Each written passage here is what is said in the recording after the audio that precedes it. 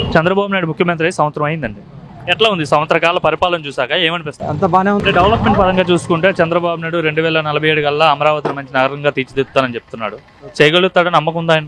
గ్యారంటీగా ఉంది. హైదరాబాద్ని ఎలా డెవలప్ చేశారో ఇప్పుడు విజయవాడ ఆంధ్రాని కూడా అలా డెవలప్ చేస్తారని నాకు చాలా బాగా నమ్మకం ఉంది. ఆయన విజనరీ లీడర్ కదా. ఎందుకు అంత నమ్మకం ఎందుకు ఆయన పైన మీకు? అవును, ఆల్రెడీ చూపించాడు కదా, ఒకసారి ప్రూఫ్ చేసి చూపించారు కదా. హైదరాబాదు ఒక రూపురేఖలు బాగా చేశారు.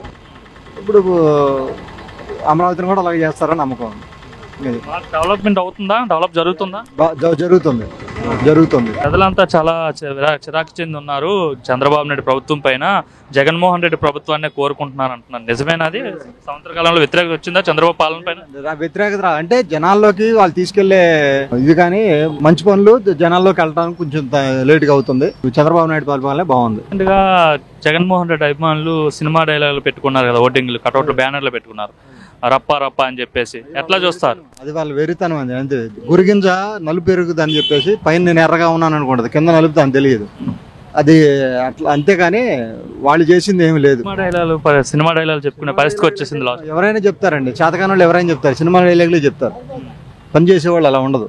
అది ఏంటి సింగయ్య మృతిని ఎలా చూస్తారు మీరు? జగన్మోహన్ రెడ్డి కారు కింద పడిపోయారు అని చెప్పేసి పోలీసులు కేసు నమోదు చేశారు. వాళ్ళేమో లేదు మా కారు మీద పర్లేదు, అది ఫేక్ వీడియో ఎడిటింగ్ చేసి టీడీపీ వాళ్ళు పబ్లిసిటీ చేస్తున్నారు అంట. ఎడిటింగ్ చేసింది కాదండి, డైరెక్ట్ గా జరిగింది. అది కనీసం రెస్పాన్సిబిలిటీ లేకుండా వెళ్ళి తిరిగి వచ్చేటప్పుడు నాకు జరిగిన విషయం రోడ్డు పక్కన పడేసిన చాలా అమానుష్యం అండి. అది అసలు కనీసం అది జనాలు చూస్తుండగానే జరిగింది. అలా జరిగింది అంటారా? నిజంగా తెలిసే పట్టించుకోలేదు అంటారు? తెలిసి జరిగిందని చెప్పాను కదా, తెలియగానే జరిగింది. జరిగినా కానీ కనీసం రెస్పాండ్ అవ్వాల్సిన బాధ్యత ఆయనకు ఉంది. రెస్పాండ్ అవ్వలేదు. కానీ అది చాలా తీవ్రమైన బాగా బాధాకరమైన విషయం. ముఖ్యమంత్రి అవుతాను, 30 ఏళ్ళు అధికారంలో ఉంటాను, సినిమా చూపిస్తా అంటున్నాడు. అది ఆయన పీడకల్లండి. ఆయన పకటకళ్ళకి అంటవే కానీ జరిగేది ఏముండదు. లోకేష్ గారి పనితీరు ఎలా ఉందండి? ఐటీ శాఖ మంత్రిగా, విద్యాశాఖ మంత్రిగా ఉన్నారు. స్కూల్లో పిల్లలకి మిడ్ డే మీల్లో సన్న బియ్యం కూడా పెడుతున్నారు. చాలా బాగుందండి. ఎందుకంటే ఇప్పుడు ఒక విజనరీ ఉన్న లీడర్ కింద పనిచేసేవాళ్ళు, డిసిప్లిన్డ్గా డిసిప్లిన్ గల నాయకులు, చాలా బాగుంది. పని తీసుకొస్తారంటారా? వస్తాయి, గ్యారంటీగా వస్తాయి. అంటే కొంచెం లేట్ అవ్వచ్చు కానీ ఇప్పుడు ఆర్థిక పరంగా కొంచెం వెనకబడింది. దాన్ని కొంచెం ఫుల్ఫిల్ చేసుకుంటూ వస్తున్నారు కాబట్టి బాగుంటుంది. ఫ్యూచర్ చాలా మంది ముఖ్యమంత్రులు చూస్తుంటారు. ఎవరు ఆంధ్రప్రదేశ్ బాగా పరిపాలించారు, ఆంధ్రప్రదేశ్ కు మంచి చేశారంటే ఎవరి పేరు చెప్తారు? ముఖ్యమంత్రి చంద్రబాబు నాయుడు గారు నెంబర్ 1. అదే ఏంటి మరి ఏపీ పరిస్థితి ఏంటి? మీరంతా బెంగళూరు వెళ్ళి చేయడం, ఇక్కడ నెక్స్ట్ మీ తర్వాత వాళ్ళైనా ఏపీలో చేసుకునే అవకాశం ఉందంటారా? ఉంది. హోప్ ఏంటి అసలు ఉంది అని చెప్తున్నారు? హోప్ అంటే ఒకప్పుడు ఉన్న టెక్నాలజీతో పోలిస్తే ఇప్పుడు టెక్నాలజీ చాలా చాలా అప్గ్రేడ్ అయ్యింది. Everybody can become an entrepreneur. ఇప్పుడు ఒక కంపెనీకి వెళ్ళే ఉద్యోగాలు చేయాల్సిన అవసరం లేదు కంపేరింగ్లీ ఇది వరకుట్లాగా. సో దానికి ఏంటి అంటే ఈ గవర్నమెంట్ ఏం చేయగలదు అంటే టెక్ పార్క్స్ ఇవన్నీ బిల్డ్ చేస్తుంది కాబట్టి, అలాగే కొంత స్టార్టప్స్ కి కూడా ఎంకరేజ్ చేసే పాసిబిలిటీ ఉంది అని అనుకుంటున్నాం. ఒక ఐటీ ఎంప్లాయీగా లాస్ట్ 5 years ఇక్కడ ఐటీ ఆపర్చునిటీస్ ఎట్లా ఉన్నాయి ఏపీలో, ఇప్పుడు ఎట్లా ఉన్నాయి? So now I was trying, నేను ఇప్పుడు ట్రై చేస్తున్నా. మనకి ఏంటంటే ఇప్పుడు అవకాశం అదే చెప్తున్నా కదా, మనం కంపెనీకి వెళ్ళి మనం అప్లై చేసుకొని రెజ్యూమ్స్ పెట్టి ఇలాంటి టెక్ ఒక వరల్డ్ నుంచి మనమే ఒక కంపెనీకి లేదంటే ఒక కస్టమర్కి డైరెక్ట్గా మనం ఒక బిజినెస్ ఇవ్వగలిగే ఒక ప్లాట్ఫామ్ దొరికే ఛాన్స్ ఉంది ఇప్పుడు, ఎందుకంటే ఏఐ వల్ల. సో బాగానే ఉంది. అంటే లోకేష్ గారు ఐటీ శాఖ మంత్రిగా ఉన్నారు, అంటే సిబిఎన్ గారు అబ్బాయి. సో ఆయన వర్కింగ్ కావచ్చు, అంటే రీసెంట్ గా కాగ్నిజెంట్ తీసుకొచ్చాం, 8,000 ప్లేస్మెంట్ అంటున్నారు.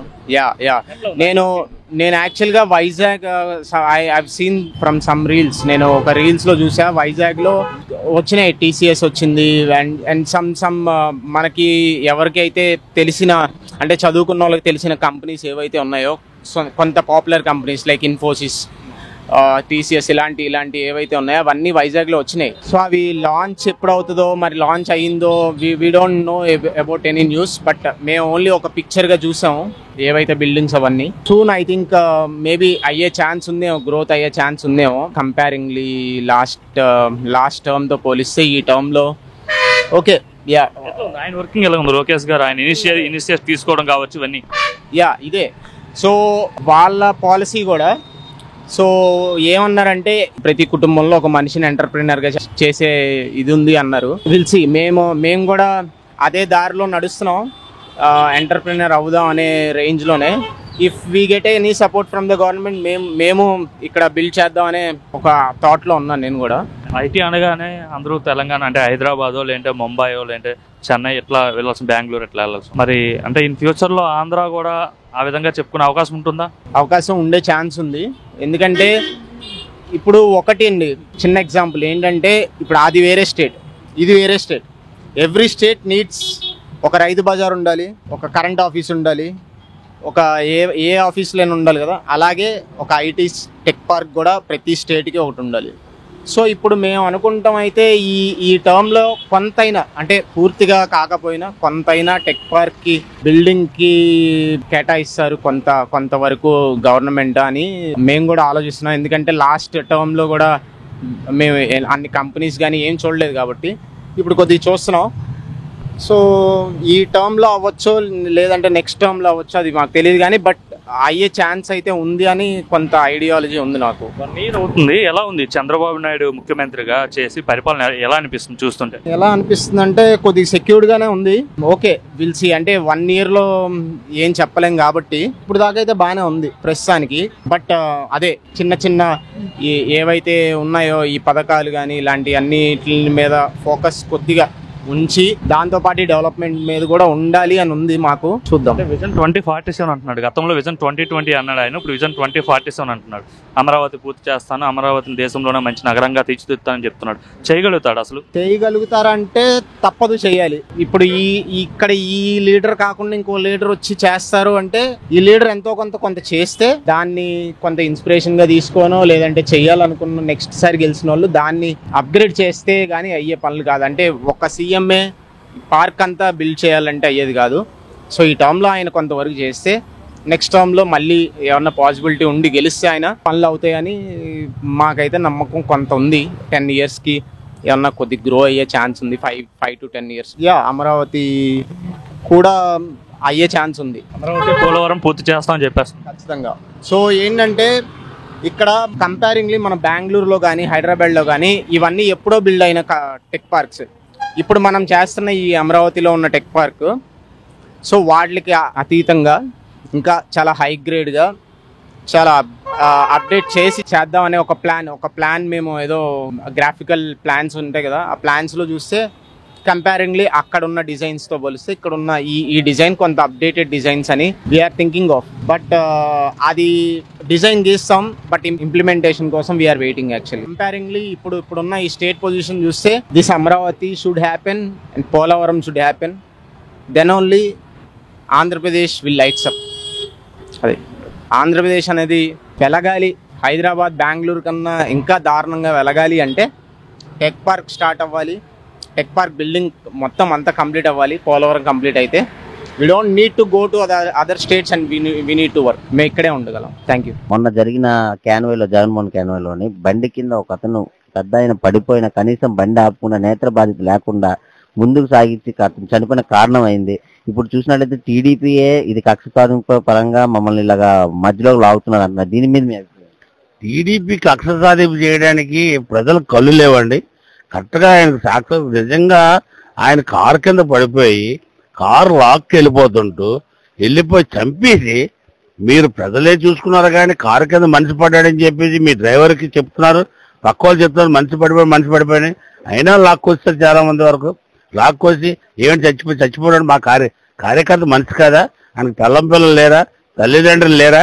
మీకెలా తల్లిదండ్రులు పిల్లం పిల్లలు ఉన్నారో ఆయనకి మీరు ఎలా పిల్లలు పోషిస్తున్నారో వాళ్ళకి కూడా పిల్లలు పోషించడానికి ఆయన ఒక మనిషి, ఒక ఇంటికి పెద్ద.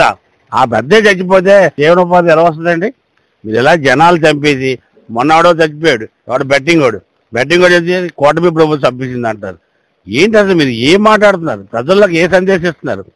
ప్రజలు నమ్మదగ్గ విషయం కాదు ఇది. ప్రజల్లో మీరు ఏది చెప్పినా గుడ్డిగా నమ్మేశాను. మీరు ముమ్మాటికి మీ వైసీపీ ప్రభుత్వం అంతా కూడా నాయకులు కార్యకర్తలు అబద్ధాలు రప్ప ఎలాగన్నారో మీరు రప్ప కాదు, అబద్ధాలు. ఈ అబద్ధాలు మానుకుంటే ప్రజలు మిమ్మల్ని నమ్ముతారేమో. 29 ఇదే కానీ ఎలాగైనా పడిస్తే మీరు అదే రోజు నాడు 3 చంపేశారు. ఒక అంబులెన్స్ లో మనిషి ఉన్నాడు, ఆడ హాస్పిటల్కి వెళ్ళాలి. హాస్పిటల్ మీరు జనాలు మొబిలైజ్ చేసి మిమ్మల్ని ఎంతమంది పంపించారు? గతంలో మీరు వైసీపీ ప్రభుత్వం ఉన్నారు, మమ్మల్ని కూడా ఇగో మీరు 10 మంది వెళ్ళాలా, 20 మంది వెళ్ళాలా, 100 మంది రెస్ట్రిక్షన్స్ ఇచ్చారు. ఆ రెస్ట్రిక్షన్స్ ఇప్పుడు మీరు పాటించట్లేదు? పాటించాలి కదా. మీకో చట్టం మాకో చట్టం కాదు, ప్రజలందరికీ ఒకటే చట్టం. ఆ చట్టాన్ని పాటిస్తే రాబోయే రోజుల్లో జనాలు హర్షిస్తారు. లేదంటే మటు రపరప కాదు పో పో పో పో అని అనే రోజులు వస్తాయి. ఈ ఆల్రెడీ వచ్చినాయి మీకు, కానీ ఇంక బుద్ధి రాలేదు. ఈ బుద్ధి రావాలంటే మీరు ఇలాంటివన్నీ మానుకుంటే మీకు రాబోయే రోజుల్లో ఏదో 1 సీట్ 2 పెరుగుతాయేవో కానీ ఈ 1కి 11కి 1 అవుతుంది చెప్పి మీ ద్వారా తెలియజేసుకుంటారు.